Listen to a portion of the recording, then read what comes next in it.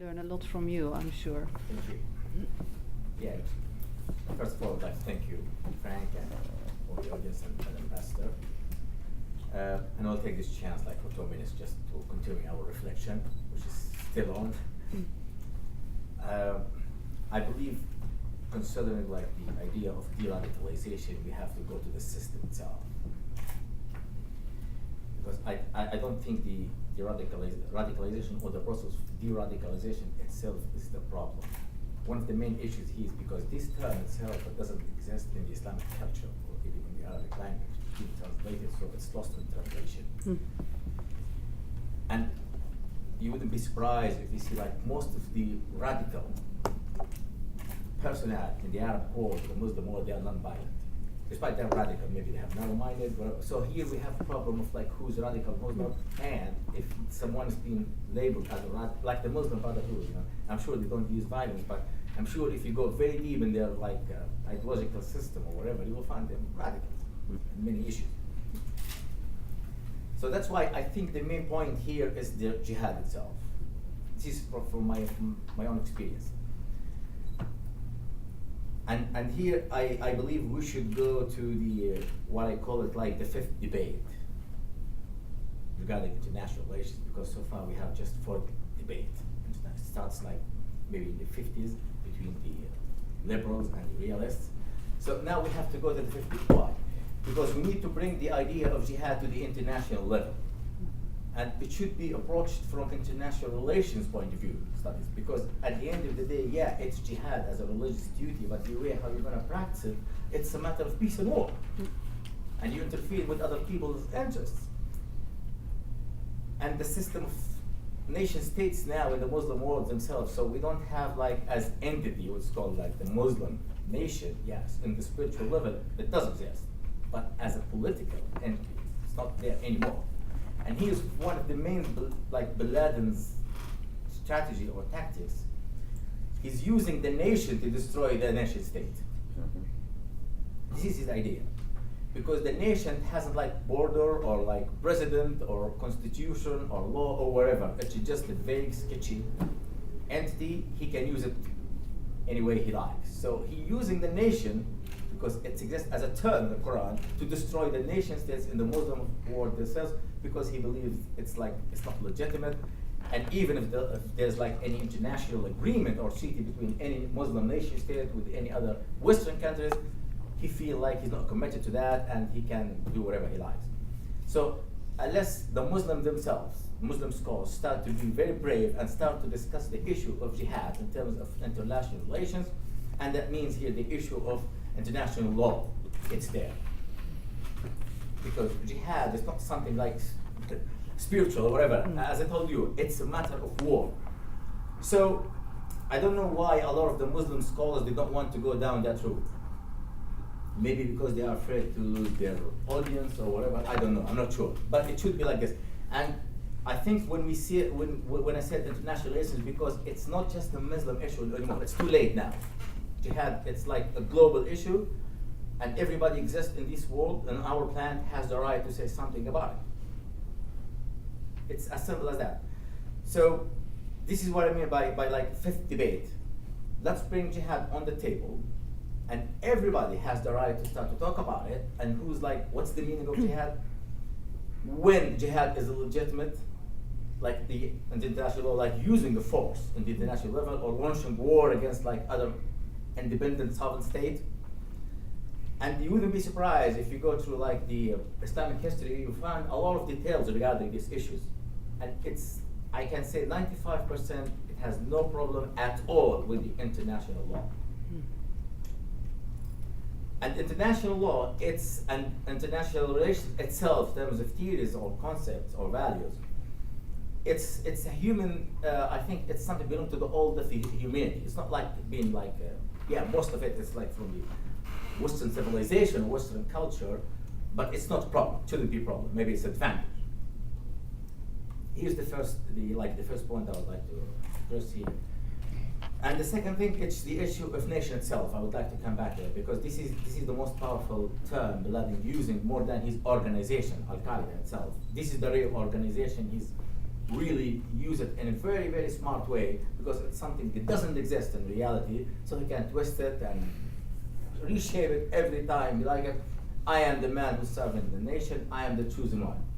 And if you would like to see the Muslim nation, here, look at me and follow me, and I will bring Islam back as in like Khilafah or whatever. So this is, I think, it's just a few thoughts about, because it's like, maybe I passed my 2 minutes. You know? No, that's But it's just like this the conclusion of the issue. Thank you very much. No, that's very, very helpful. And I do feel that one thing to note, that there have been scholars who've stepped up. What I would like to see, and we advocated in our Internet Facilitated Radicalization Report, I want someone to bring together every fatwa that's been issued renouncing Al-Qaeda and violent jihad. The fact that this doesn't exist shows we're a little slow to engage in the same internet space that Al-Sahab and others have so skillfully done. That should be done. And I might note many Salafists, quite honestly, I've visited Saudi Arabia a number of times, and when I meet with colleagues from other Arab and Middle Eastern countries, they'll tell you the only Islamic scholars and imams that are going to have any credibility are the Salafists themselves, because they're seen as the most conservative. So you have had dozens of fatwas issued, not only from the muftis, but at lower levels. Someone's got to bundle all these together, because then you can get to the point that, here, you can just do a blow by blow by blow. But one thing on Al-Qaeda that I think is worth looking at, and Osama bin Laden's skillfully done, is he's been able to wrap myth, fact, fiction, and what I find most fascinating is the ability to draw on legitimate local grievances, pepper that with outlandish grievances, and then make it part of a transnational, as you called it, a nation issue vis-a-vis nation state. That's actually a pretty interesting group. You know, Frank, sorry, I'm just, if I might, please, just one thing here, regarding the United States of America and Al-Qaeda. I think there's something sometimes people, they don't, like, because of the war, sometimes it's physical when people, they start engaged, like, themselves, the front lines, so they don't take care of very health issues.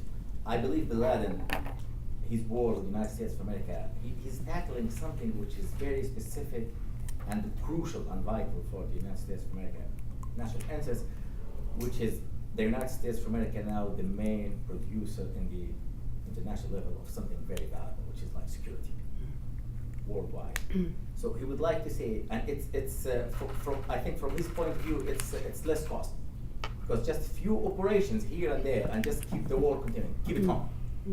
He will prove to the world, and especially people around him, and it's very, very, I think, effective process to recruit people. So he would like to prove to them, I am the one which is like, prove to you that the United States of America cannot bring security anymore in any complex security system in the world. This is and I think that's why a lot of people in America after the 11th of September, they react very fast and with like and hard power more than like soft power. But I still believe it serves his, in a way, it serves his like interest. So just keep the war on, then it means like the United States of America can't bring. Gives him more credibility, puts him at the same footing. Just again, by background, Noman was former head of the Libyan Islamic Fighting Group. It was part of the infamous Kandahar meeting that brought together loosely affiliated organizations, and his story came out in 2007 when he had the open letter to Zawahiri renouncing Al-Qaeda's use of violent jihad to achieve their objectives. So we have questions over here. Stanley Carver with the Cato Institute. Let me follow up on that, because it's this issue of identity that I think is so critical, and something I frequently point out. We had a civil war in this country because some people thought their identity as Americans dominated their identity as members of states. Whereas, for example, Robert E. Lee thought Virginia was more important than being an American. And I see this now in countries like Pakistan, Pakistan first, Jordan first, but the nation, because they're afraid that this otherwise could spread into conflicts the governments will not be able to control. So you have these efforts to define the identity, and this is critical. But my concern here, one of the things, I like to study history, the situation now seems to me very similar to the situation 100 years ago in Europe. And not only in terms of the economy, now we have the terrorism, then you have the anarchism, very similar. The logic is very similar.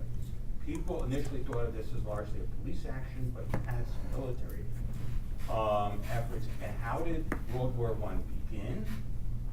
A terrorist action, the assassination of the Archduke, led to a World War. And I'm concerned about this history repeating itself. We're already engaged in conflicts. What is the boundary? And my concern actually right now is the issue that could trigger it is Jerusalem.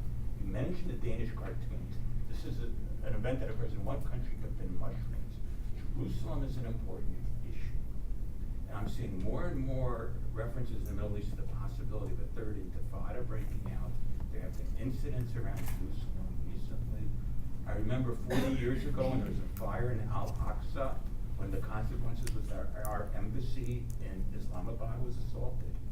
Totally unrelated, but people don't know behind it. And so the possibility of something here breaking out is, to my mind, and just expanding in this context, is an enormous concern. I think it goes now beyond police issues. It has to look at how we respond to that. I'm not sure. I have to admit. Can I say a few words Please, about of that? Yeah, course. I think the issue of identity is a very important one. And what we noticed when we did research in say 99, 2000, we asked our Moroccan and Turkish citizens, do you feel more Dutch or do you feel more Turkish or Moroccan? I think something like 77% of them felt they felt more Moroccan or Turkish than Dutch. Whilst they were living there, their kids were going to school there, were maybe born there, and that's of course very bad, because you have to feel at home and you have to have the feeling that you are part of something and that you need to defend something that's worth fighting for, and to go back. So I think that is very important, that we need to work on as society to make sure that the people who live in our societies feel part of that and feel at home and don't have allegiance to another country or another organization. So I share your concern there, but it's at least something that we recognize and that we are working on, but that you can't change from one day to the next.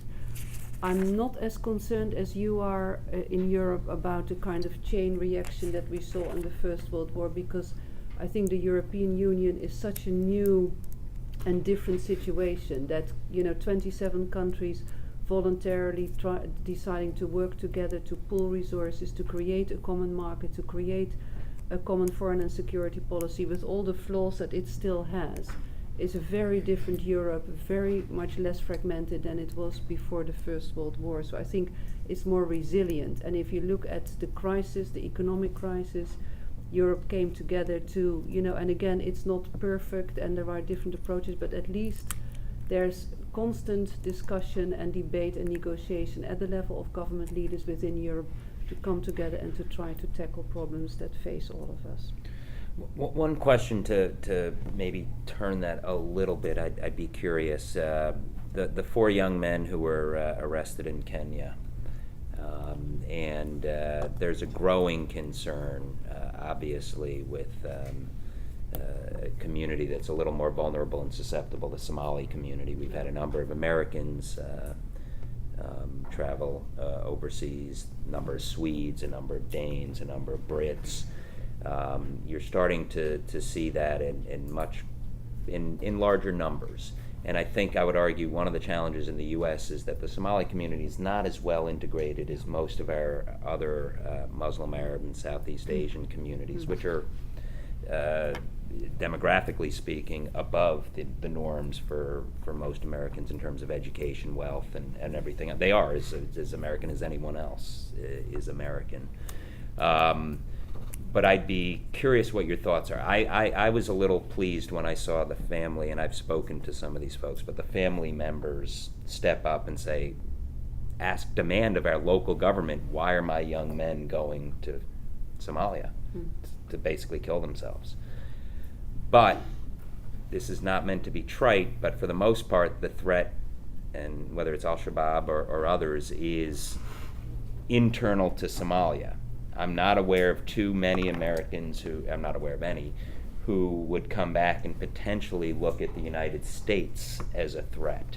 Is that the case in the Netherlands? I've heard there are a couple of European countries that are more concerned that people are going overseas to train, but then their real target is indigenous. Is that in Europe? Anything you can share on that? And I know it's an ongoing investigation, so there's not too much you can go into, but... I know in general, I think I can say that the Somali community in the Netherlands is a source of concern from a crime point of view, for example, from a trafficking point of view, from a dealing in stolen and lost passports point of view. I think the Somali community is the community that most often loses its passport and then, applies for a new one. That's why we've introduced biometrics now in all our passports, so it's a little bit less easy to... and they are also nomadic. So they come to the Netherlands, they often came as refugees, they get the Dutch nationality at some point, but they just as easily then move to the United Kingdom because there's a bigger community near Liverpool or Manchester. So they don't feel attached, I think, as much as slowly but gradually the Moroccan and Turkish communities do to their cities. It's more... so it is, from a lot of points of view, a group that we are concerned about, that is not well integrated into society, and that is a traveling and moving community. I don't know, I can't say much about the investigation that's going on right now, and in terms of coming back to do... Are you worried about... take Afghanistan and Iraq off the table. Let's look at Somalia. It's in Mali. Generally speaking, first terrorism, was something that came from outside. Mm-hmm. Then, we had those incidents, and then we looked very much on inside, homegrown. Mm. Now our attention is going more outside again, like those examples that you mentioned, people that live in the Netherlands but go outside, get training there, come back. Generally speaking, I would say the threat is that they do something Over outside. there. Generally speaking. Generally no one's confident. Generally No. Alistair, and please identify yourself. I'm Alistair Miller. I'm the director of the Centre on Global Counterterrorism Cooperation. I also teach here at GW. And thanks, Frank, and thanks, Ambassador and Mr. Storr, for a very interesting overview of what you're doing in the Netherlands. I wanted to ask you if you could expand upon two challenges that I see from looking at this work being done in the UK, which I think is similar to what you're doing in the Netherlands. The first is the balance between community engagement, as you refer to it, and community monitoring. Do you use intermediaries who obviously don't go into an engagement situation with a Dutch police uniform on or something to engage people and bring them in and give them a sense of comfortable in these health centres or wherever else? Do you train those intermediaries to provide information and keep an eye on things as well, so that if there are situations that arise in these engagement sessions in the health centres, wherever else, if there are situations where you see some problems, they can be reported back to the police? How do you deal with that without creating a situation where people in the local communities, like they do in the UK, in Northern England, for example, just don't want to have anything to do with these outreach efforts? That's the first question. Nice. That's a The tough second question. Europe. But I was going to give that to Peter. Trust. This issue of people not really having any sort of affiliation to any national identity, people going from Rotterdam to Liverpool or what have you. How much of a problem is it in Europe with the open borders in trying to track activity? You might spend a lot of time looking at one specific group or what have you in Western Amsterdam, and then they go off. Train travel so easy, they can go off somewhere else. And how are you working with the other European intelligence services to do this, generally speaking? I know there is a willingness to share some information, but not a willingness to share all information, quite naturally, between states. Sorry, very big questions. Yeah. I'll pass them on to Peter. Peter, but the Europol, one of the questions beyond the EU's intelligence shop that was stood up in Europol writ large, which you guys house, do you see the need 5 years out, 10 years out for European FBI, the equivalent to prosecute and arrest across borders? I think that will take many years. And I'm just before- asking. but- Yeah. And I'm not yeah. suggesting it's the right thing, I'm just asking. It's, Yeah, I'm not sure about that, whether that would be the right thing. Maybe, eventually, but it depends very much, I think, on how Europe will develop in the next 5 to 10 years. You have to say something about your question, because they're both incredibly difficult. I'm sure you're aware of that. One thing I can say is we don't reach out to get intelligence. I mean, that has to be very clear, because otherwise you don't get anywhere. You're just a wolf in sheep's cloth, as we say it. So we don't do that. At the same time, if somebody is in a community, and gets information, and hears something about, concerning situations, then of course we do want that to be reported. There's a special website that our ambassador already mentioned, that people, but professional citizens, they can look up, what to do when there's radicalization. I see something, what am I supposed to do? There are training programs, like I said, for youth workers, for teachers, and of course, if there is any information, that could potentially pose a threat in the future, we want it to be reported, but we certainly do not go the way. For instance, in the district where I used to work, like I said, there was a radicalization expert. That was somebody who really dug himself into the community, getting in contact with everybody. But I had no line with him, and so it's certainly not the idea that you say, dig yourself into the community and try to get as much information out of it. But It's it will a always difficult be balance, though. I think you make a very valid point, because on the one hand, you want to be involved in the communities, you want to really help them to sort out problems, but on the other hand, the moment you feed back information to the authorities, maybe your position becomes questionable. And as you said, if the result is that nobody wants to have anything to do with you anymore, it must be it's always a midget. But local decisions, right, Peter? I mean, that's up to the Yes. and that is significant in itself.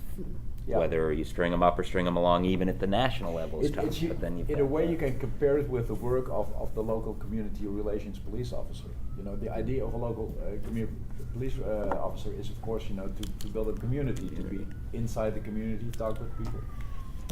But at the same time, then when you hear something about a crime, you're supposed to do something with it. But when you do community outreach, you don't do that with the primary goal, to get information, to get the same people arrested. That's the different part of it. And regarding cooperation, and intelligence, I don't work in the intelligence world, so I'm very careful with saying anything about it. But in general, agencies tend to work together as well as they work together, and that's within the police the same, and of course, more and more so. in general,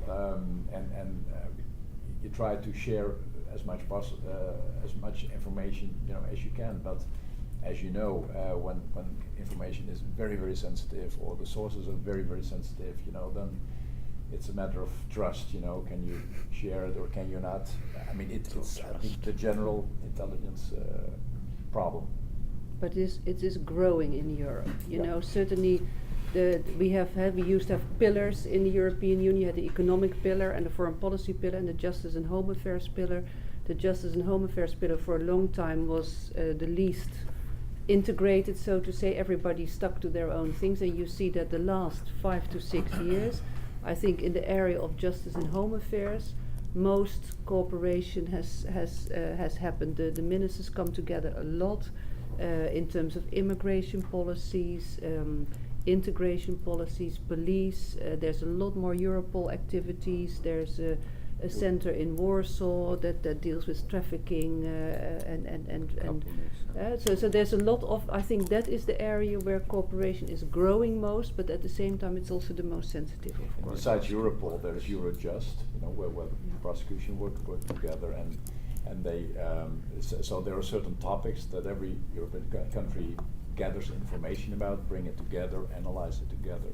Yeah. So things are really improving. I think just like in the U.S. with your JTTFs and the fusion centers, et cetera, et cetera. Yeah. Peter, can I just push on one thing to get to Alistair? And it's not just the trust and sensitivity, because that is in any law enforcement sense, it's very difficult to, you want to be able to bifurcate and separate the engagement programs from any of the informant programs. Those are all separate programs. So you're not suggesting you don't have those programs, but it's just not at the expense of the bigger potential benefit of engagement programs, right? Yes. Okay, because I Oh, yeah. think it would be Oh, yeah. wrong to say you don't have informant, then you wouldn't that's be not doing what I your wanted job to on say. that No, side no, either. no, Okay, no. I just wanted to clarify We that certainly point. do that, but it's separate. But that's separate. We have 1, 2, 3. Leonard, you're third there. So if you please identify yourself. Oh, and I'm sorry, 4. And Madam Ambassador, I think, are we going to be able to go a little over time? Is that possible? Till about, did we have till about 11:30 or what Yes, was- yes. yeah, And we've yeah. got 4 questions, maybe Yeah, 10 sure. minutes over. Is that Sure, okay? yeah. Thank you. This is Yeah. too good stuff here. Christian Seeger from the German Embassy. Thank you very much for the overview. And again, to the internet, you have referred to efforts of your government to curb the spread of extremist ideas via internet. And in Germany, we have been seeing quite a dilemma in this discussion recently. On the one hand, of course, there is broad consensus that spreading calls for violence on the internet or child pornography is subject to criminal law. Yeah.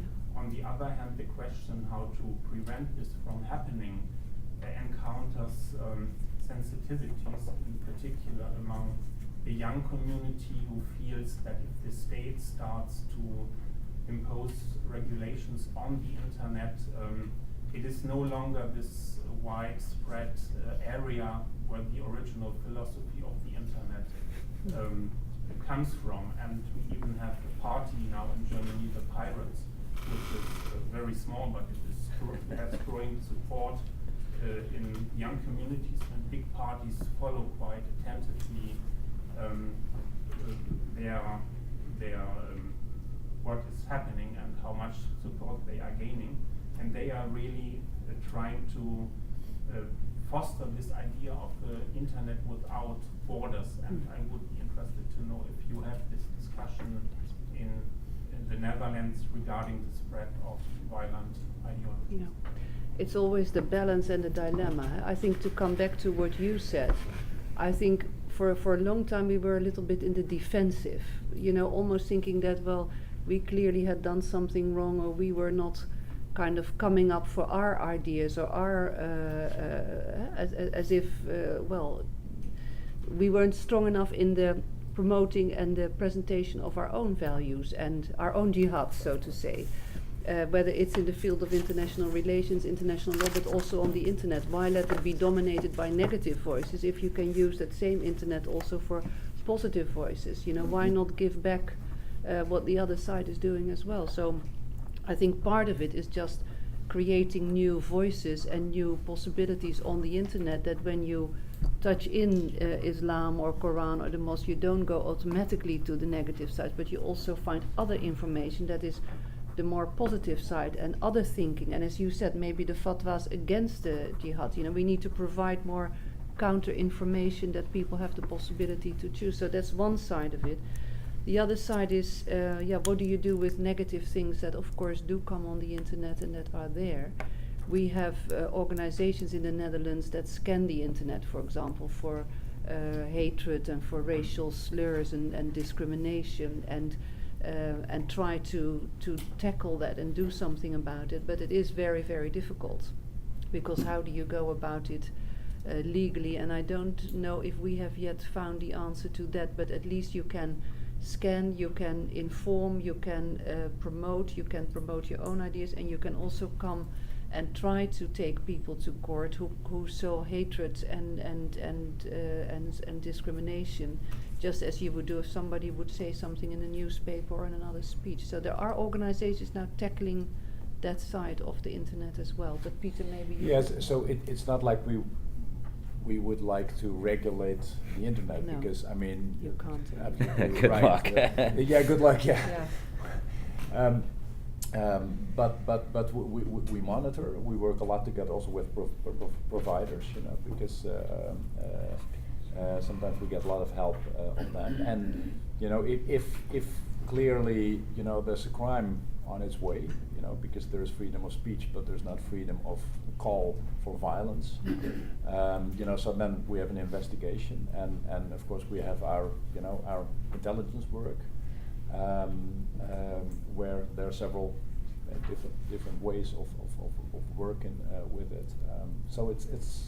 But it's grown tremendously. I know also with our intelligence service, I think the internet is a growth area where, for both following and providing information, but also taking on people who actively spread. And we do stimulate, that people with other ideas, more moderate visions, and so that they get room on the internet, not in a way of interfering in religious ideas, but it's a matter of education.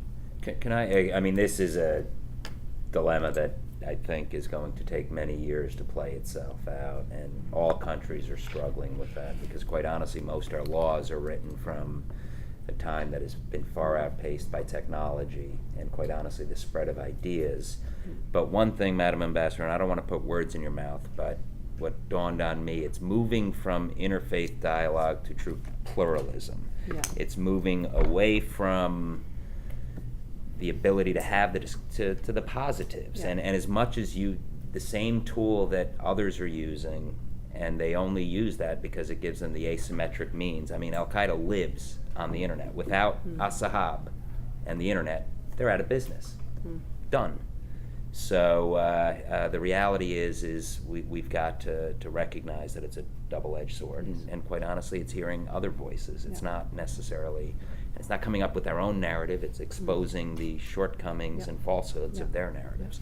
We have time for 1, 2, 3 quick questions. So please. My name is Larry Rain. I'm from the Department of Homeland Security Office of Health Affairs. My background is public health.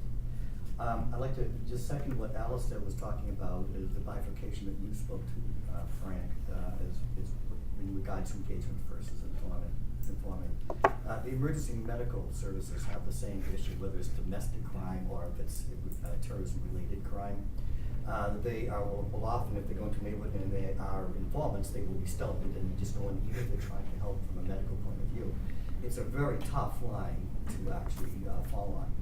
But I think my background in public health, I'd like to know what the Dutch community is doing for health promotion, building cultural competencies from a public health and medical point of view. I find that very much that kind of grassroots caring about individuals often speaks louder than perhaps a law enforcement point of view would. And I grew up as a religious minority in the United States too. And 100 years ago, I know what my families would have done in this country before integration happened, before intermarriage happened. It was building trust, which was very, very hard to do in immigrant populations in the turn of last century, in late 1800s even. This cultural competency, I think, and it builds the trust, it builds the idea of what Frank just spoke about as far as pluralism goes, and building pluralism versus very, very isolated ethnic communities. And the other question for Peter specifically is, how has the Netherlands been able to accommodate Sharia law within Dutch common law? What kind of dialogue has been happening? You get all the easy ones. A few words about health. What I think it personally is a good system in the Netherlands is a system that's called the consultation bureau, and everybody in the Netherlands who gets a baby goes on a regular basis with the baby all through the first year to this consultation bureau. It's a medical office with a nurse, and the baby is weighed, and they get the vaccination. It's all free care, so people don't have to feel inhibited by high expenditures of doctors or whatever. And you see the same people again. So people also from minorities come in with their babies, go every few weeks in the beginning, every month throughout the first year, and you can discuss problems that you have with the health of the baby, but also maybe around it. And I think that's a very good instrument to build trust in the institutions, in this case the Dutch healthcare institutions, because you see it's beneficial for your baby and for yourself if you wrestle with they're not eating, they're not drinking, should they have this vaccination or not, should they be treated or not. So I think that's it's a local institution, and it's basic health care, and it's accessible to everybody, and also to the minority communities. I think that's a very important tool to create trust and to make you feel part of, and feel that you have people to go to for advice that is expert advice and not political or otherwise arranged. To the Sharia law.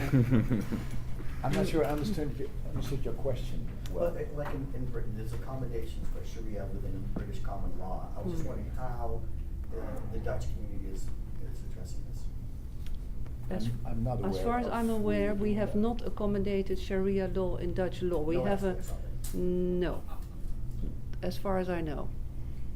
No. Or it No. could be more that you accommodate your own law and don't even factor that in, I think is. Yeah, but it's not, there's not a public debate and a discussion in Parliament on could we, for example, certain aspects of family law, would we incorporate that or accommodate it? No, it's the Dutch family law that is the law, and we don't accept Sharia weddings, for example, or that kind of thing. Leonard, please identify yourself. Yeah, and Leonard Doyle from the Telegraph newspaper in the UK. Now, the US has long consoled itself that migrants, when they come here, chase the American dream rather than bombs, as we've recently been discovering. Seems to be changing a little bit. And in Europe, as you've described, you've got a much more kind of socially excluded and socially rigid structures where people can't get on and don't get on. So, what do you see in the future? Are you looking at a time bomb in Europe for these socially excluded communities that you described, like the Somalis? Or do you see any bright signs where there's a middle class growing of Somalis, for example, who are more integrated into Dutch society, to European society? And do you see any lessons for the US as part of that? I think I don't know if we have lessons for the US, because this is an immigrant society, and it makes such a difference. I think if you come here out of your own free will to build up a life in this country, you don't have social security when you come here as an immigrant. You have to, pull yourself up on your bootstraps. So we have a very different system in the Netherlands, and people came as low-skilled workers. I am optimistic by nature, but I think I'm also optimistic about this because the developments you see now in the Muslim communities in the Netherlands, it will take time. It will take, a generation. You can't create a new fabric in society and a new coherence in society in a couple of years. So I think it will be a long-term process, but I think the fact that the recognition is there, the recognition is also that, they're new citizens, they're there to stay. The Netherlands is their country. I mean, some people say go back to your own country, but their own country is the Netherlands. So we have to work with that, and I think that the policies that are taking place now on a national and a local level will contribute to that. But it's going to be a hard slog because you need to do a lot of educational work. You need to. They are behind in educational efforts, in getting into the workplace. The unemployment rate is higher still among the immigrant population. In an economic crisis, that makes it, of course, even more difficult, because if jobs are disappearing, it's not so easy to create internships and new jobs and all of that. But at the same time, I think last year the majority of new small businesses that were set up were by the immigrant community, Turkish, Dutch citizens. So there's also a resilience there and a hopeful development in that sense. So, and I think you have to work on it. I mean, you can't accept that your society is not a good society. So I think it's an obligation as a citizen and a civil servant to say, well, we have to work towards finding this new balance in society. and the Gastarbeiter challenge is won many European countries, or I think Germany, Switzerland, has France with the banlieues, and the UK, which for a long time, I think a lot of countries in Europe thought the UK was doing better because there was no language barrier. Everybody at least spoke English, and for a long time it seemed that you were absorbing the immigrants in an easier way. But I think for every country in Europe, it's a challenge. It's a huge, and I might note that there is a difference between first and third generation. Some of the young adults I've spoken to, 18 to 26 demographic, including of Moroccan descent in the Netherlands, Algerian in France, Pakistani in the UK, they don't feel part of their parents' generation, nor their own country. They're kind of, and it becomes this reaffirmation where they come together, and that's very interesting to see. And one thing that I also find somewhat unique is for first generation immigrant, many will just read their newspapers on the internet. They've never left their home. They never said goodbye, like at some point, and then hello. It's that's the identity. They're getting the issue. same news every day. And I think that is different in the US, because when you come here and you become a citizen, you've had for decades the ritual of allegiance to the flag, and you have to know the Constitution. And that's, for example, something we didn't do in the past in the Netherlands. At some point you were entitled to Dutch citizenship, and you got it in the letterbox, so to say, right? This was your certificate. And now we are much more aware of the importance of, well, what are the values if you become a Dutch citizen that you should adhere to, and what are the rights you have, such as freedom of speech and religion, and equal position for women and non-discrimination, but what are the obligations you have? So I think we are becoming more conscious of societies of what our identity is, whereas we probably took it for granted. It was not so explicit up to the 60s and the 70s. Or economic. I mean, the irony is new immigrants often know our Constitution better than many who've been here for a long time because they're studying it. Last question. About 350 years And ago, please my identify. ancestor, Peter Gleason, was a magistrate in New Amsterdam. Mm-hmm. And when the British came over, they enforced integration with a hammer. Yeah. And they required everyone to change their names to a British-sounding name. They stripped all the documents that had land titles and those types of things, required them to be rewritten in English. And they required basically a cultural transition. They were so afraid of the Dutch culture being so hard, they wanted to crush it. And they did so arguably effectively, as far as New Amsterdam done, but they gleaned the business benefits from the wonderful work that the merchants had done at New Amsterdam, and we have New York today. But this leads me to the question of who is the Dutch culture today? Is it as hard as it was? Is it as long-lasting as it was? Who is it, and who's it going to become? Because that becomes what is at risk. Incidentally, I teach risk management at George Washington University. So, who sets these limits of toleration? Is it the role of the state to do that? Is it the role of a European community to do that? Or is it the role of the larger international world to set those limits of toleration? Because to set those boundaries, you can't just set them with the internet and a variety of other international sorts of things. You can't set them just with the Netherlands. So what do you see the responsibility of the state to defend the culture such as it is and such as it's going to become? But to your first point, it's surprising how many Dutch names still have survived. Only people often don't know that they are Dutch names, right? Like Flushing and Haarlem and Brooklyn, and they're all Dutch cities.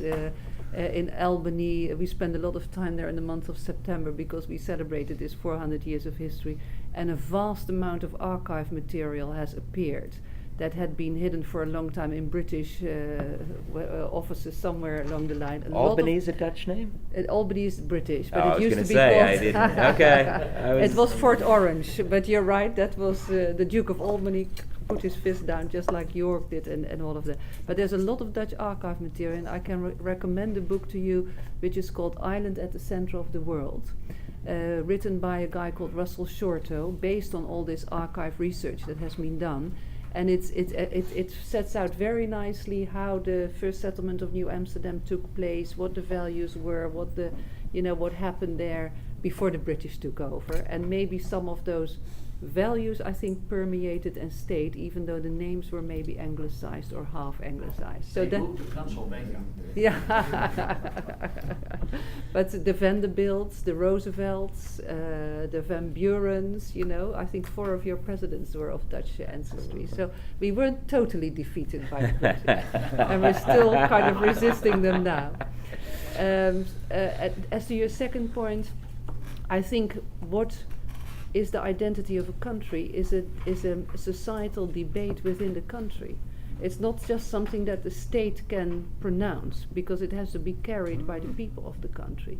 And I think for a long time our identity was pretty clear to us and didn't need to be pronounced, but we were tolerant, we were seafarers, we were traders, we were all over the world. Still now, wherever you come, you find the Dutch.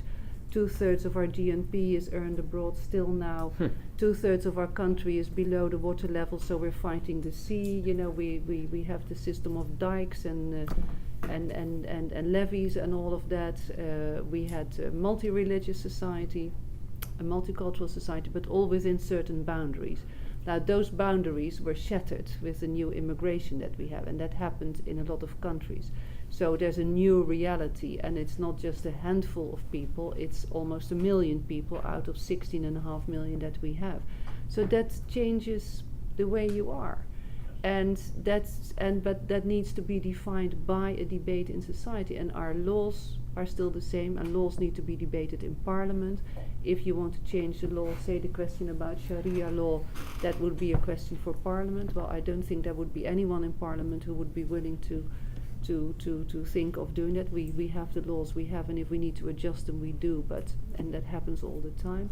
And also the societal debate, it takes place in the communities, in the cities, it takes place in the press, on the television.